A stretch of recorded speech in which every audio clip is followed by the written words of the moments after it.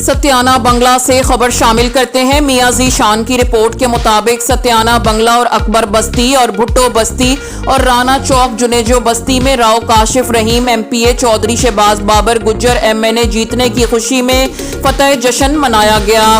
ڈھول پر بھنگڑے ڈالے گئے اور مٹھائیاں تقسیم کی گئیں۔ پاکستان مسلم لیگ زندہ باد کے نعرے لگائے گئے۔ تفصیلات کے مطابق ستیانہ بنگلہ اور اکبر بستی، جنیجو بستی، بھٹو بستی، ملک ٹاؤن، رانا چوک مسلم لیگ کے نوجوانوں جیالوں نے ڈھول پر بھنگڑے ڈالے، مٹھائیاں تقسیم کی گئیں۔ اس موقع پر مسلم لیگ کے رہنما مرزا قمر، رشید طاہر، میاں عمر رزاق، ایڈوکیٹ میاں شہباز، بابا منور، فوجی طارق، علی ہاشمی، سٹور آفیسر زاہد جی، ٹیکسٹائل رانا محمد عمران اور دیگر نے خطاب کرتے ہوئے کہا کہ ہم ستیانہ کی عوام کا شکریہ ادا کرتے ہیں جنہوں نے مسلم لیگ نون کو ووٹ ڈال کر ملکی ترقی اور خوشحالی میں حصہ ڈالا۔ آج کے بعد ہم سب بھائی بھائی ہیں، کسی کے ساتھ کسی نے ووٹ دیا نہ دیا، سب نے ووٹ دیے۔